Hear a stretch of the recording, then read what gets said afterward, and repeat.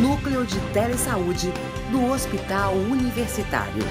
Universidade Federal do Maranhão.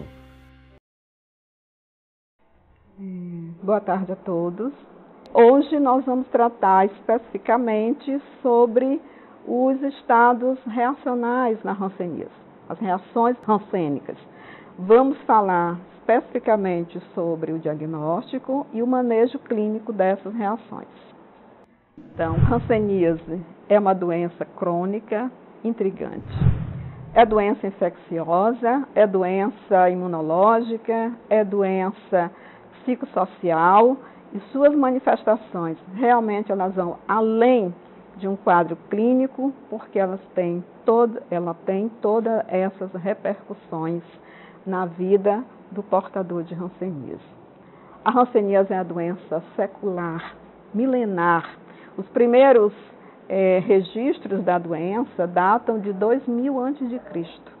No Brasil, os primeiros relatos ocorrem a partir da vinda dos portugueses para este país. Então, no decorrer da evolução desta doença, nós temos as manifestações que vão além das lesões dermatológicas e neurais, porque hanseníase é doença sistêmica, primariamente neural. E, no decorrer da sua evolução, outros órgãos e sistemas podem ser acometidos. Só para fazer uma breve contextualização, falaremos rapidamente sobre o agente etiológico, que é o Mycobacterium leprae, bacilo, que tem uma predileção por tecido neural e que é um parasita celular obrigatório. O contágio da hanseníase dá-se principalmente pelas vias aéreas superiores, considerando aí a mucosa nasal e orofaríngea. É um bacilo que tem uma reprodução lenta, em torno de 11 a 16 dias, né? Em média 11 a 16 dias. E é um bacilo que tem uma alta infectividade e uma baixa patogenicidade. O que isso quer dizer? Muitas pessoas são infectadas, mas poucas pessoas vão desenvolver a doença.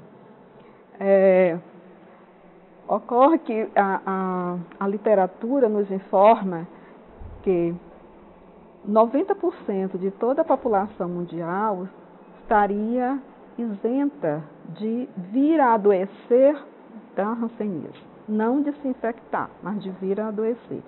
Então, apenas 10% da população infectada viria realmente a apresentar a doença. Então, é um bacilo que tem uma alta infectividade e uma baixa patogenicidade. Só repetindo com relação à questão da transmissão, o homem é considerado a principal fonte de infecção da hanseníase. A transmissão dá-se por meio de uma pessoa doente, sem tratamento. O período de incubação da doença é em torno de 2 a 5 anos, que é o tempo em que a pessoa se infecta até apresentar os primeiros sinais e sintomas. Há casos que esse período é bem menor e outros também que pode ser até maior.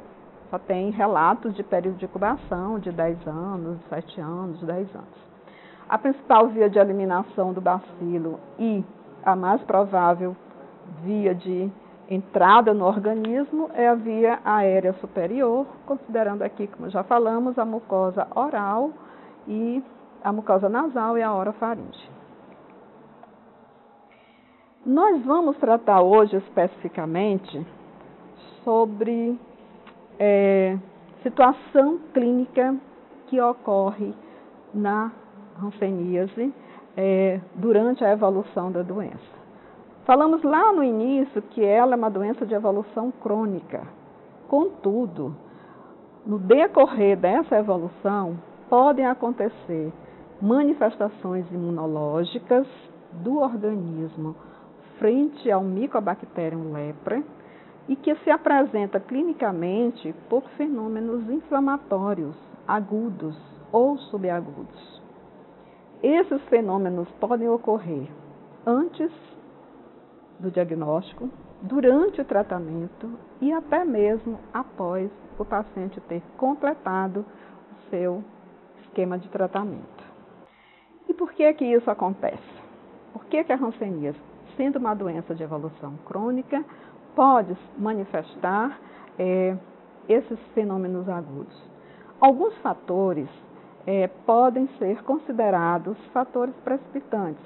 Então, falamos lá no conceito que é uma resposta imunológica exacerbada pelo hospedeiro, pelo organismo, frente ao Mycobacterium leprae. Então, todas aquelas situações em que há uma mudança nesse perfil imunológico do hospedeiro pode ser um fator precipitante que venha a desenvolver um quadro, que esse paciente venha a desenvolver um quadro reacional. Então, listamos aqui a vacinação, as infecções intercorrentes. Então, muita atenção, gente, aos nossos pacientes. Vamos investigar as infecções dentárias, as infecções urinárias, genitais, as infecções de vias aéreas superiores. Então, são muito frequentes na nossa clientela. Então, vamos investigar, tratá-las, que isso pode significar o fato do paciente não desenvolver esse quadro reacional. Os distúrbios hormonais, como os que ocorrem na puberdade, na gestação, durante o parto, também são fatores considerados precipitantes para o aparecimento desses quadros reacionais. Os fatores psicossociais e o estresse, quem está livre deles, né? Mas ainda assim, identificá-los, fazer os devidos encaminhamentos, né, para o tratamento, e com isso a gente está preservando o nosso paciente. Nós temos dois tipos de reação hansênica. A reação tipo 1, também conhecida como reação reversa, e a reação tipo 2, cujo representante clínico mais frequente é o eritema nodoso hansênico. Nos dois tipos de reação pode ocorrer neurite, mas o comprometimento neural, né, ele é tão importante na hanseníase que a gente tem um capítulo único e exclusivo só para tratar das neurites. Então, a reação tipo 1, também conhecida como reação reversa, ela é muito mais frequente nas formas clínicas tuberculoide e dimorfa, e a reação tipo 2, muito mais frequente na forma clínica vichoviana e na dimorfa próxima ao polo vichoviano. Então, como que se caracteriza clinicamente a reação reversa ou reação tipo 1? A característica é um aparecimento súbito. Lembrem sempre, reação hansênica não é reação à medicação do paciente. Reação hansênica é uma resposta imunológica, é doença imunológica. Se caracteriza clinicamente por o aparecimento súbito de novas lesões nesse paciente. Essas lesões geralmente são lesões que vêm com um processo inflamatório. Então, lembram da tríade inflamatória, calor, rubor e dor? Então, esse fenômeno acompanha as lesões desse paciente. Pode acontecer também uma reagudização de lesões antigas. Então, lesões que já vinham sofrendo a ação da poliquimioterapia, do tratamento específico, de repente elas se tornam muito eritematosas, dolorosas e quentes. A tríade inflamatória. Então, para o paciente, é como se ele estivesse fazendo um quadro de piora, porque ele já vinha com uma resposta tão satisfatória e, de repente, ele apresenta um quadro súbito. Esse geralmente é um quadro que compromete o estado geral do paciente e, para ele, é como se ele estivesse piorando. Nesses quadros reacionais, a gente já falamos antes, vem também sempre acompanhando um quadro brusco de neurite, que é um comprometimento dos nervos periféricos, dos troncos nervosos periféricos. Então, vem muita dor, às vezes limitação mesmo de algum segmento. Então, são quadros que significam urgências. Apesar de evolução crônica, os quadros reacionais são caracterizados por urgências que precisa de uma intervenção imediata. Então, a literatura nos informa que 50% de todos os casos de forma dimorfa vão desenvolver um quadro reacional num período compreendido entre 2 semanas e 12 meses após o início da poliquimioterapia. Então, vejam a característica clínica do paciente com reação tipo 1. Uma placa eritematosa, infiltrada, e se pudéssemos tocar essa lesão, iríamos perceber calor, né, nessa lesão. E o paciente iria referir também bastante dor. Então, essa é uma lesão bem característica da reação tipo 1. Vimos também, durante o desenvolvimento da reação tipo 1, que o paciente pode apresentar edema inflamatório importante das extremidades. Então, vejam que esse paciente tem as mãos completamente edemaciadas. Então, extremamente, ele queixa de muita dor também nesse processo, porque você tem um quadro de inflamação de nervos periféricos também aqui, de troncos nervosos periféricos e também das finas terminações nervosas da pele. Vejam a face desse paciente com placas infiltradas, com edema importante, né, que são lesões que podem aparecer numa reação tipo 1. Algumas situações em que na reação tipo 1, ela evolui de uma forma tão intensa, a resposta do organismo é tão intensa, é tão exacerbada, que essas lesões evoluem com ulcerações. Então, vejam que o paciente apresenta lesões ulceradas, né, de tão intenso que é o processo, né, reacional, a resposta imune é tão intensa que evolui com o quadro de ulceração das lesões novas ou lesões pré-existentes. Ainda temos aí exemplo de lesões, né, com características da reação tipo 1, placas eritematosas, infiltradas e que podem estar distribuídas em todo o tegumento. Então, esse paciente que às vezes no início, lá no diagnóstico, ele tinha 4, 5 lesões, num quadro reacional, ele pode apresentar toda a superfície cutânea coberta de lesões novas.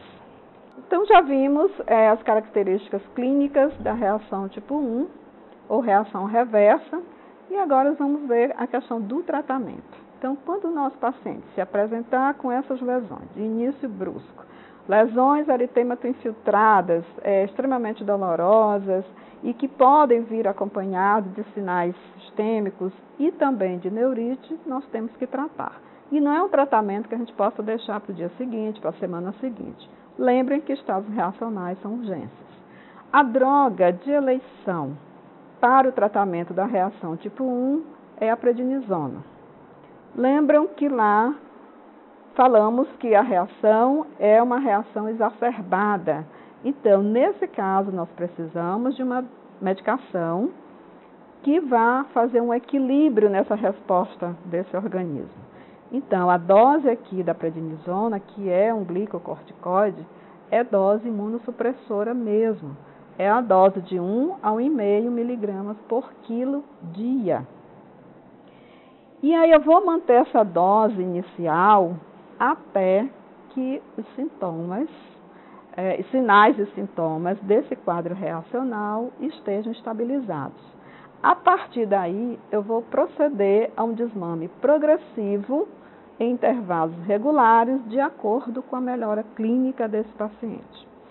sempre lembrando, paciente que eu preciso prescrever corticoterapia em dose imunossupressora e por tempo prolongado, eu preciso acompanhar esse paciente da melhor forma possível. Às vezes preciso vê-lo e reavaliá-lo até a cada 15 dias. Se eu não tiver a garantia de fazer isso, às vezes é melhor, então, não fazer a prescrição. Quando a gente faz a prescrição do corticoide, nós precisamos ter alguns cuidados. Então, nós temos um protocolo de acompanhamento para os pacientes que estão em uso de corticoide. Porque a gente sabe que alguns efeitos colaterais são importantes que eles sejam acompanhados. Então, quando o seu paciente está em uso de corticoide com essa dose imunossupressora, então temos que estar atento à questão das complicações dessa prescrição. Então, o corticoide ele pode elevar os níveis de glicemia, né, podendo levar um diabetes córtico-dependente, osteoporose, porque há uma diminuição da absorção do cálcio. Então, esse paciente que está usando essa dose maior, então ele pode desenvolver uma osteoporose muito precoce. Eu já tive casos de pacientes com 18 anos com osteoporose grave de coluna que não conseguia sequer ficar de pé. Então, prescrever o corticoide, vamos vigiar as complicações. Síndrome de Cushing, lembra aquele fácil de lua cheia? É também uma complicação da corticoterapia, uma catarata. E aí eu não estou falando da catarata senil, né, dos idosos, estou falando de uma catarata subcapsular que pode ocorrer com o uso prolongado de corticoide. Úlcera péptica, agravamento das doenças oportunistas, né? Então, vejam que quando eu prescrevo corticoide, eu não posso simplesmente prescrever e deixar meu paciente para lá. Eu preciso acompanhá-lo, eu preciso estar perto dele. Pessoal, meus pacientes que já têm hipertensão e com uma corticoterapia dessa, que já têm diabetes e que precisam fazer a corticoterapia, alguns quadros psicóticos podem vir a se desenvolver nos pacientes que já têm uma predisposição. A supressão do eixo hipotálamo hipófise suprarrenal. Então, muita atenção para as crianças, né? Porque quando há comprometimento aí dessa supressão, dessa suprarrenal, alteração de crescimento, porque criança também tem rancenias e criança também tem reação, criança também precisa fazer corticoterapia prolongada. E aí, como falamos anteriormente, nós temos um protocolo de acompanhamento para esses pacientes que precisam fazer a corticoterapia. O monitoramento do peso, da pressão arterial, a prevenção da disseminação do estrongiloide, gente. O estrongiloide é um parasita, é um verme. Mas, quando eu faço um imunossupressor no paciente, se ele tiver acometido dessa verminose, eu posso ter uma disseminação desse verme até para o pulmão, para o cérebro, e pode causar, inclusive, a morte desse paciente. Então, muito importante, antes de prescrever o corticoide em dose imunossupressora, eu preciso tratar, né, preventivamente o estrongiloide. A proteção gástrica é importante, vimos que um dos efeitos colaterais pode ser a úlcera gástrica, então eu tenho que prescrever uma proteção gástrica para esse paciente. Pode passar, por favor. Além disso, a reposição de cálcio, de vitamina D, lembram que ele pode ter uma osteoporose? Os exames oftalmológicos periódicos, tá? Para prevenir uma catarata subcapsular e, se ela estiver presente, fazer um diagnóstico precoce e já encaminhar para o oftalmologista. Além disso, os exames que precisam estar sendo solicitados com certa frequência, pelo menos a cada 90 dias. Então, função renal, função hepática, a dosagem do cálcio, a dosagem dos hormônios tireoidianos, o parasitológico de fezes, o hemograma, né, para identificar quadros infecciosos, o exame de urina. Então, são situações que nós precisamos estar atentos para evitar que o nosso paciente tenha essas complicações. E se elas se apresentarem, nós possamos fazer uma intervenção imediata. Quando olhem a diferença de um paciente com reação tipo 1, tá? Antes de iniciar a corticoterapia e após o início da corticoterapia. Então, a resposta é realmente fantástica. E a importância está em se fazer o diagnóstico imediato e iniciar prontamente a terapêutica. Bom, lá no início nós falamos que nós tínhamos 2 tipos de reação, a reação tipo 1 e a reação tipo 2. Acabamos, né, de fazer os comentários sobre a reação tipo 1. A reação tipo 2 também mais conhecido como eritema nodoso rancênico, porque é o eritema nodoso rancênico a manifestação clínica mais frequente da reação tipo 1.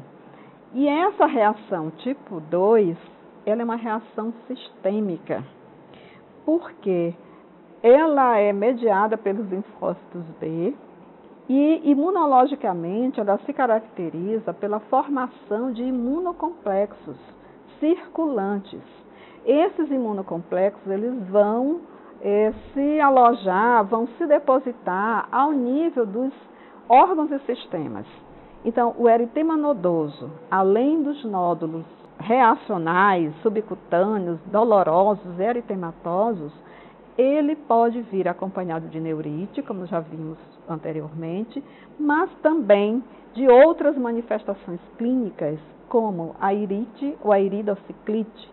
Imagine que um paciente com inflamação da íris e do corpo ciliar, né, se não tiver um atendimento imediato, pode até evoluir para uma cegueira.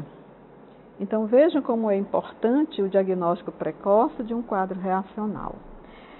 O paciente que pode vir, os pacientes do sexo masculino, com frequência, apresentam, junto com a manifestação do eritema nodoso, uma orquite e uma orquiepididimite.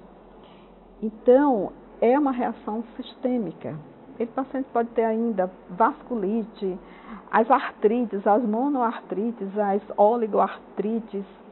Ele pode ter situações em que simplesmente ele pode nem ter os nódulos, mas tem o que a gente chama de equivalente reacional, quando apenas um órgão pode estar acometido. O paciente pode ter uma vasculite, porque esses imunocomplexos, eles vão se depositando ao nível da membrana basal dos vasos, do endotélio vascular.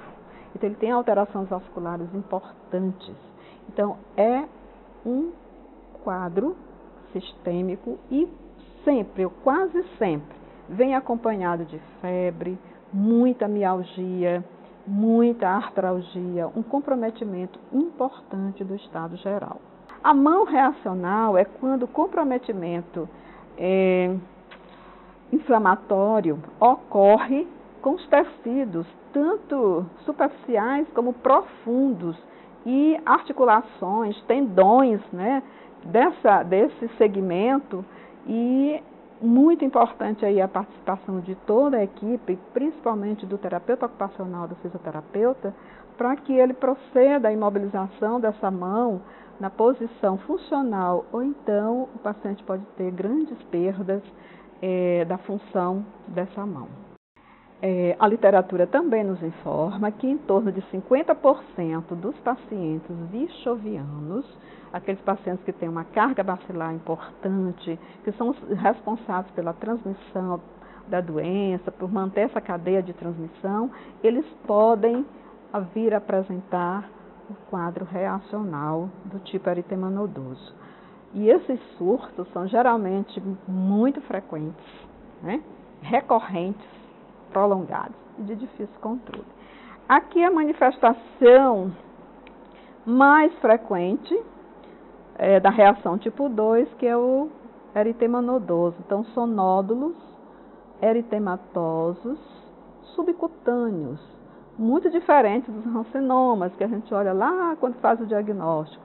Aqui não, o aparecimento é abrupto e acompanhado dos sinais e sintomas sistêmicos. Pode vir também placas, né? Placas eritematosas também são um componente clínico da reação tipo 2.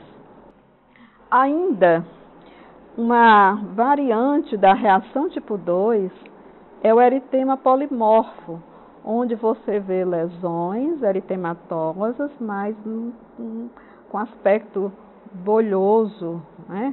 Um pouco diferente dos nódulos dolorosos, né, do eritema nodoso. Tá? Então, o eritema polimorfo é também uma variante do eritema nodoso, da reação tipo 2. Tratamento. Sempre lembrando que a reação tipo 2 é uma reação sistêmica. A medicação de eleição padrão ouro para tratar eritema nodoso, reação tipo 2, é a talidomida. É a droga de eleição. A dose pode variar de 100 a 400 miligramas dia, dependendo da intensidade desse quadro. Mas tem muitas restrições. A talidomida ela é proibida para uso em mulheres em idade fértil, pelo efeito colateral dela mais conhecido, que é a teratogenicidade. O que é isso? As mulheres em idade fértil, se engravidarem durante o uso da talidomida, os fetos podem vir com graves defeitos. Sem braços, só a focomelia, a melia, quer dizer, sem braços, ou então só com fragmentos, né, de membros, né? E isso é muito grave, é gravíssimo. E ela tem marcos legais. Então, é uma medicação que ela é vigiada, digamos assim, pela Anvisa, como qualquer outra medicação de uso controlado. A talidomida ela não é só controlada, ela é controladíssima, exatamente porque ela tem esse efeito colateral que é grave. Então tem as portarias, né, de 1998, onde realmente proibia mesmo o uso da medicação para mulheres em idade fértil. A lei de 2006 também. Já em 2011, a RDC 11, que é, na verdade, a resolução de diretoria colegiada da Anvisa, que disciplina todo o uso da talidomida, inclusive as indicações, que não só para eritema nodoso, mas para outros agravos, como lúpus, artrite reumatoide, algumas alterações de pacientes com HIV positivo, mieloma múltiplo. Então, tudo isso está devidamente registrado nessa resolução de diretoria colegiada. Trata também da possibilidade de você usar a talidomida para mulheres em idade fértil, onde essa mulher precisa fazer uso. Primeiro, ela precisa ser orientada quanto aos efeitos colaterais. Ela precisa usar 2 métodos contraceptivos comprovados. E aí pode ser um método de barreira, né, que pode ser o diafragma, pode ser um DIU e um contraceptivo injetável. Ainda assim, ela precisa apresentar um beta-HCG, que é um exame imunológico negativo para gravidez, né? E só pode a prescrição da talidomida ter medicação para 30 dias, porque a cada 30 dias todos esses procedimentos precisam ser avaliados para que a nossa paciente possa receber um novo tanto de medicação. Então, é muito, muito, muito, muito importante isso. A RDC 357, que estão aí de março, e a 387, que é de maio, que foi já no tempo aí da pandemia, a 357, ela tentou, né? Ela colocou que, pela questão da pandemia, os pacientes poderiam levar a medicação para 90 dias. Mas já em maio, essa resolução ela foi tornada sem efeito, voltando-se, na verdade, a se obedecer todos os preceitos da RDC 11 de 2011. Tem algumas situações da reação tipo 2 em que a indicação conjunta do corticoide, lá a prednisona, junto com a talidomida, são importantes, tá? Mas existem aquelas situações em que eu não posso usar a talidomida e aí eu vou precisar usar o corticoide sozinho ou em associação com outras drogas, tá? Então a gente vai ver aqui, pode passar, as situações em que eu vou precisar associar o corticoide à talidomida, quando isso for possível, quando o paciente puder usar a talidomida, e também a outras drogas. Então, as situações em que eu preciso usar a prednisona, que é o corticoide, em associação com a talidomida. Naqueles casos que o paciente tem reação tipo 2, mas tem uma neurite associada. O comprometimento osteoarticular e muscular nas mãos e nos pés, aquilo que a gente falou de mão e pé reacional. Comprometimento ocular, a iridociclite, né?